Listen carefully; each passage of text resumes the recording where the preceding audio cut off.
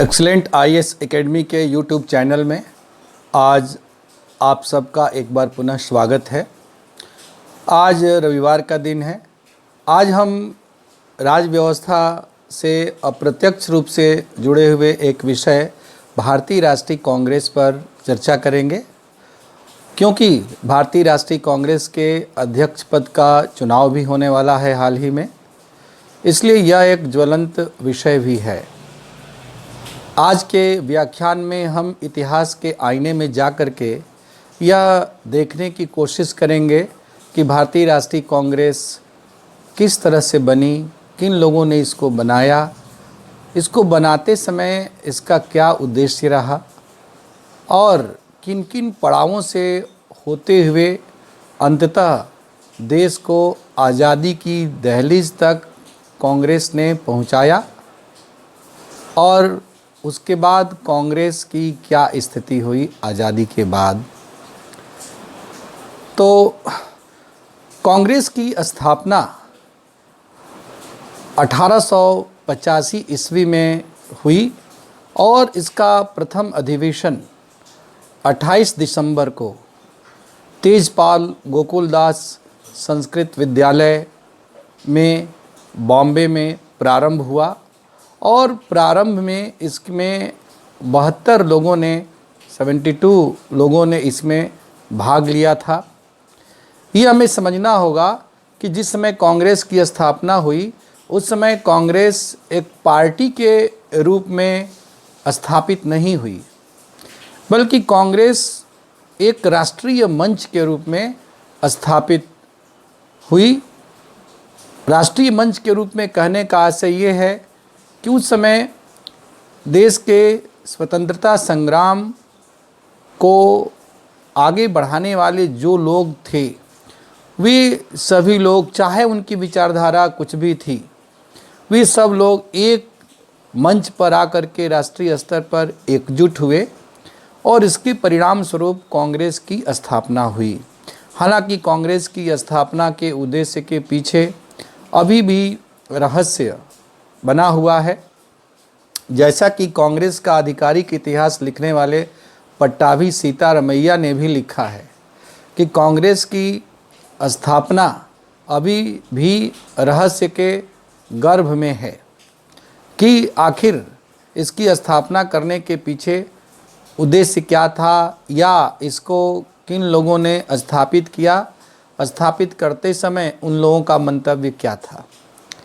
लेकिन औपचारिक रूप से यह माना जाता है कि एलन ऑक्टेवियन ह्यूम की कांग्रेस की स्थापना में बहुत महत्वपूर्ण भूमिका रही और इसी बात को ध्यान में रखते हुए लाला लाजपत राय ने कहा भी था कि कांग्रेस लॉर्ड डफरिन के दिमाग की उपज है, क्योंकि उस समय लॉर्ड डफरिन ही 1885 में भारत के वायसराय थे और लॉर्ड डफरिन और एलन ऑक्टेवियन ह्यूम, जो कि मूल रूप से एक अंग्रेज़ आईसीएस अधिकारी थे और लॉर्ड डफरिन के साथ उनके बहुत नज़दीकी रिश्ते थे, उनके साथ जो उनके वार्तालाप हुए हैं, पत्राचार हुआ है, उसके दस्तावेज़ों को देखने से ऐसा प्रतीत भी हुआ है, जैसा कि रजनी पामदत्त ने भी इस बात को स्वीकार किया हुआ है कि कहीं न कहीं लॉर्ड डफरिन की प्रेरणा थी और उनकी ओर से ही एलन ऑक्टेवियन ह्यूम या एओ ह्यूम ने कांग्रेस को स्थापित करने की पहल की। लेकिन एक भारतीय होने के नाते यदि तथ्यों का सम्यक रूप से हम विवेचन करें तो हम ये नहीं मानते हैं कि भारतीय राष्ट्रीय कांग्रेस की स्थापना किसी अंग्रेज ने किसी अपने उद्देश्य के लिए की, जैसा कि बहुत से लोगों ने सेफ्टी वाल्व थ्योरी या सुरक्षा नलिका के सिद्धांत के अंतर्गत यह सिद्ध करने की कोशिश की कि अंग्रेज खुद चाहते थे कि भारतीय राष्ट्रीय कांग्रेस की स्थापना एक ऐसे संगठन के रूप में हो जिसके माध्यम से अंग्रेज़ों को भारतीयों के मन में ब्रिटिश शासन के प्रति किस प्रकार के भाव हैं, ब्रिटिश शासन के प्रति उनके मन में प्रेम की भावना है या आक्रोश की भावना है, जो कुछ भी है, उसकी अभिव्यक्ति करने का एक राष्ट्रीय मंच के रूप में कांग्रेस काम करे ताकि समय रहते अंग्रेज उसके अनुसार अपनी रणनीतियां बनाते रहें। लेकिन दूसरी ओर इतिहासकारों का एक मत यह भी है कि यदि अंग्रेज़ों का यह उद्देश्य हो तो भी जो हमारे देश के उस समय के नेता थे उन लोगों ने एलन ऑक्टेवियन ह्यूम को संभवतः अपने लिए इस्तेमाल किया और एक तरह से तड़ित चालक की तरह से उनका इस्तेमाल किया। जैसे कि आकाशीय बिजली से किसी मकान को क्षतिग्रस्त होने से बचाने के लिए तड़ित चालक लगाया जाता है, ठीक उसी तरह से अंग्रेज़ों के आक्रोश से एक उभरते हुए राष्ट्रीय संगठन भारतीय राष्ट्रीय कांग्रेस को बचाया जा सके, अंग्रेज़ों को इस बात की तनिक भी आशंका न हो कि ये एक ऐसा संगठन है जो आगे चल कर के ब्रिटिश शासन के विरुद्ध ही संघर्ष करने के लिए बनाया गया है, अन्यथा वे प्रारंभ में ही इसको कुचल देने का प्रयास करते। इसीलिए भारतीय नेताओं ने जानबूझकर के एलन ऑक्टेवियन ह्यूम को इसमें शामिल किया और अपने आधिकारिक दस्तावेज में एलन ऑक्टेवियन ह्यूम को कांग्रेस के संस्थापक के रूप में घोषित भी किया। दरअसल भारतीय राष्ट्रीय कांग्रेस की स्थापना 1885 में दिसंबर में एकाएक नहीं हो गई, बल्कि 1838 से लेकर के 1885 के बीच में ऐसी बहुत से राजनीतिक संगठन स्थापित हुए। हालांकि उनमें से कोई भी ऐसा संगठन नहीं था जिसको हम राष्ट्रीय स्तर का संगठन की संज्ञा दे सकें, लेकिन ऐसे बहुत से राजनीतिक संगठन स्थापित हुए जिन्होंने कांग्रेस की स्थापना की क्रमिक पृष्ठभूमि तैयार की और उसके अंतिम परिणाम के रूप में कांग्रेस की स्थापना हुई। जैसा हम कह सकते हैं कि जैसे माँ के गर्भ में बच्चा 9 महीने तक रहता है और उसके बाद प्रकट रूप में इस संसार में आता है, ठीक उसी तरह से 1838 से लेकर के 1885 तक कांग्रेस एक तरह से भारतीय नेताओं के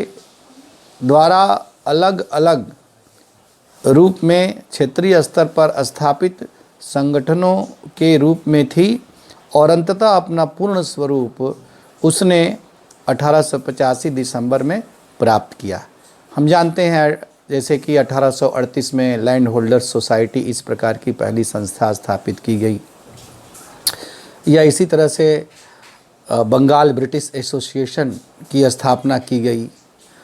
या दादा भाई नौरोजी ने ईस्ट इंडिया एसोसिएशन की स्थापना लंदन में की थी, या सुरेंद्र नाथ बनर्जी ने 1876 में इंडियन एसोसिएशन की स्थापना की थी, या इसी प्रकार से पूना सार्वजनिक सभा जैसे संगठन की स्थापना की गई थी। खुद सुरेंद्र नाथ बनर्जी के द्वारा ही 1883 में नेशनल कॉन्फ्रेंस की स्थापना की गई थी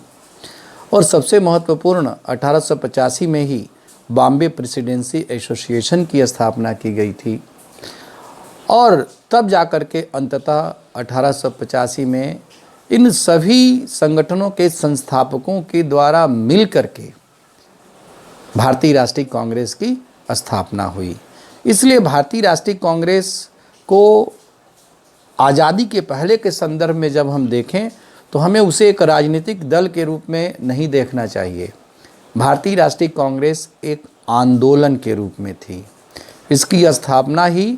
भारत के स्वातंत्र्य संग्राम को आगे बढ़ाने के लिए की गई थी। हालांकि चूँकि उस समय राष्ट्रीय चेतना इतनी बलवती नहीं थी, इसलिए कांग्रेस ने एकदम प्रारंभ में ही अपने आप को एक मजबूत राष्ट्रीय संगठन के रूप में प्रस्तुत नहीं किया। कांग्रेस में जैसे जैसे लोगों में राष्ट्रीय चेतना का प्रचार प्रसार हुआ, वैसे वैसे ही कांग्रेस ने भी अपनी नीतियों में, अपनी योजनाओं में और अपने कार्यक्रमों में परिवर्तन किया और समय के साथ कांग्रेस परिपक्व होती गई। वो कांग्रेस जो 1885 में मात्र 72 लोगों की संस्था के रूप में स्थापित हुई, आगे चल कर के संपूर्ण भारतीय जनमानस का प्रतिनिधित्व करने वाली सर्वमान्य संस्था के रूप में विकसित हुई। यदि हम कांग्रेस के संपूर्ण इतिहास को 1885 से लेकर के विशेष रूप से आज़ादी मिलने तक 1947 तक यदि हम देखें तो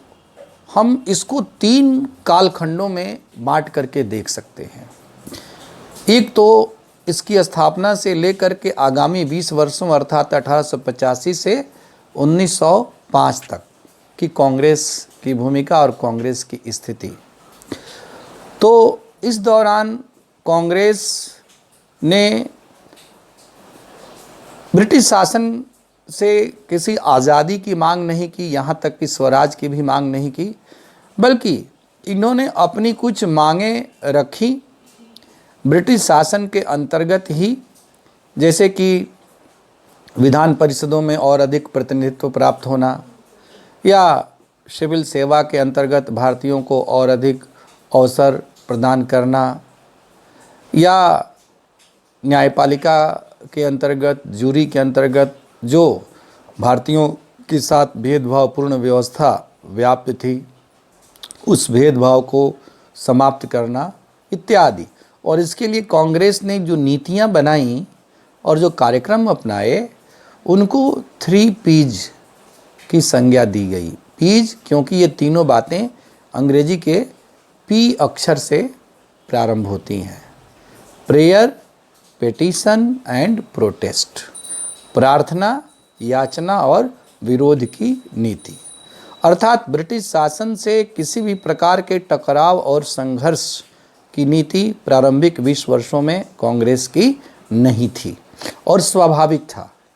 क्योंकि कांग्रेस अपने शैशवावस्था में थी और यदि प्रारंभ में ही वह उतनी आक्रामक हो जाती तो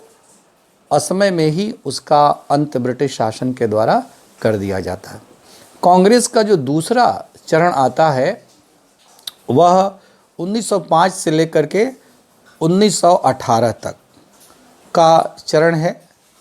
जिसमें कि कांग्रेस अगले रूप में बढ़ती है,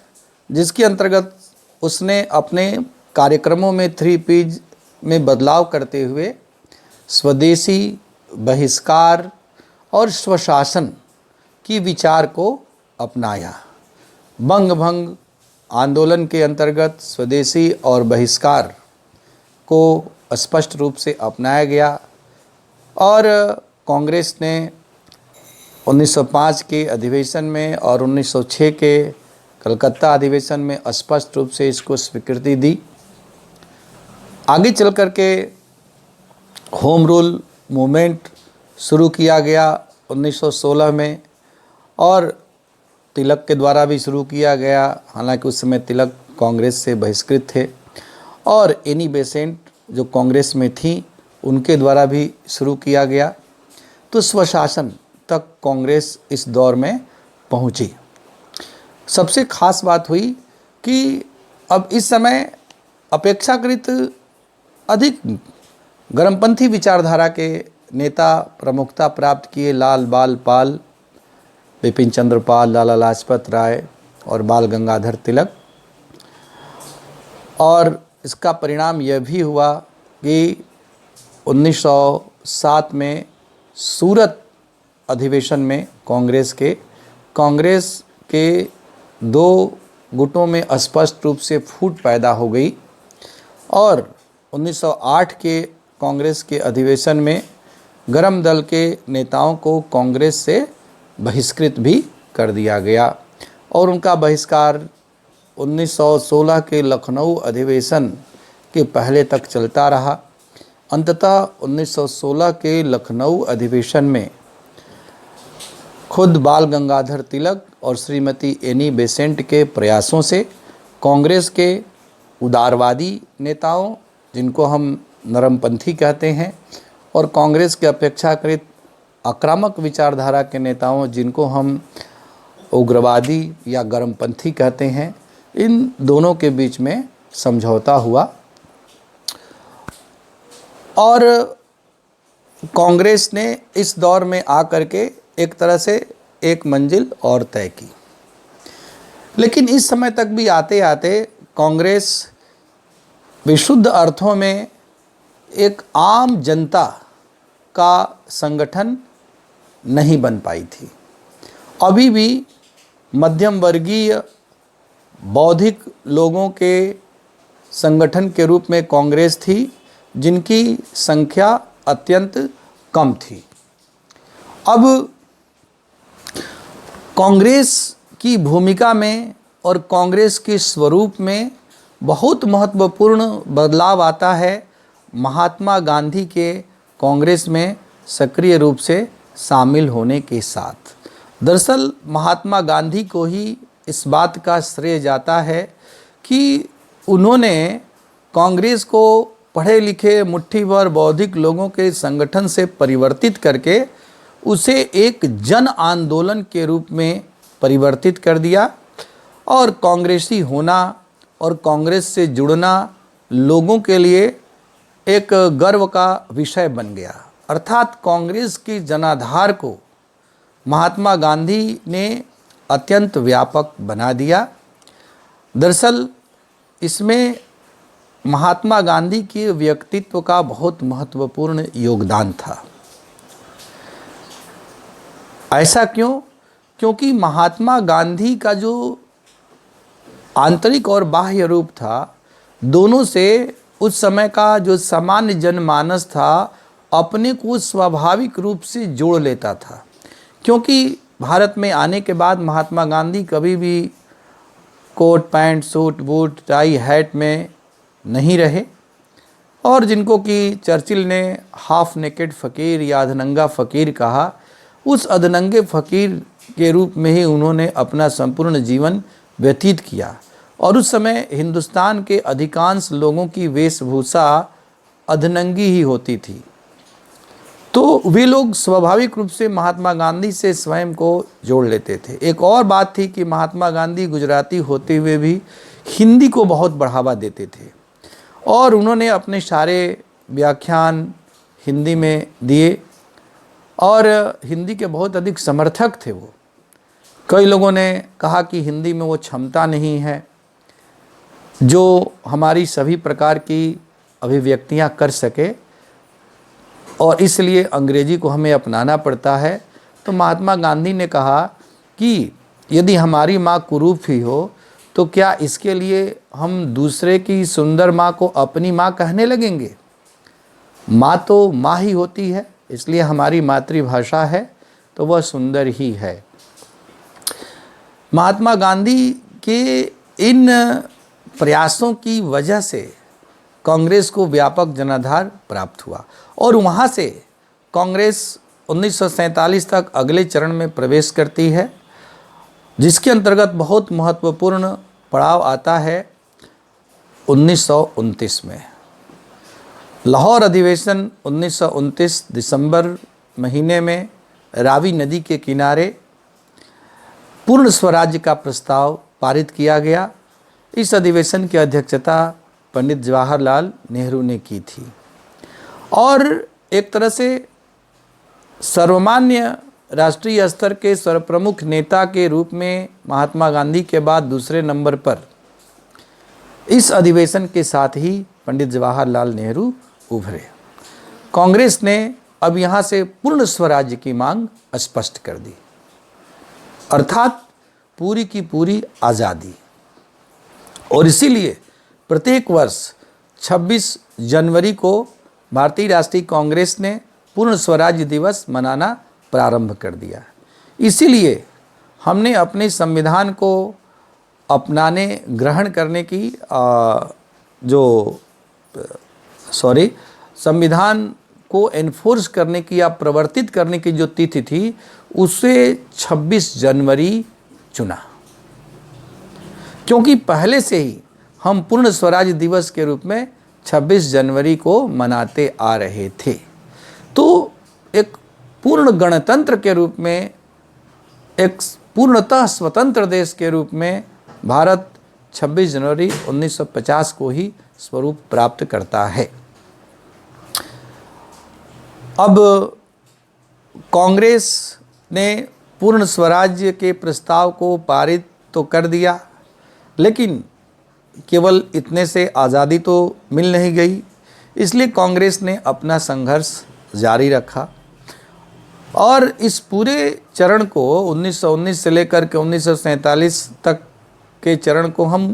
गांधीयन एरा या गांधीवादी चरण कहते हैं, क्योंकि कांग्रेस ने इस दौर में जो भी निर्णायक आंदोलन छेड़े, जिन आंदोलनों का देश की आज़ादी में बहुत महत्वपूर्ण योगदान रहा, वो सब आंदोलन महात्मा गांधी के द्वारा प्रारंभ किए गए और महात्मा गांधी के नेतृत्व में ही चलाए गए। चाहे वह असहयोग आंदोलन हो 1920 का, या सिविल डिसोबीडियंस मूवमेंट या सविनय अवज्ञा आंदोलन हो 1930 का, या व्यक्तिगत सत्याग्रह हो 1940 का, या फिर क्विट इंडिया मूवमेंट या भारत छोड़ो आंदोलन हो 1942 का। महात्मा गांधी केवल 1924 में बेलगांव कांग्रेस की केवल एक बार अध्यक्षता किए थे। हालांकि इस बीच में 1934 में महात्मा गांधी ने कांग्रेस से त्यागपत्र भी दे दिया था।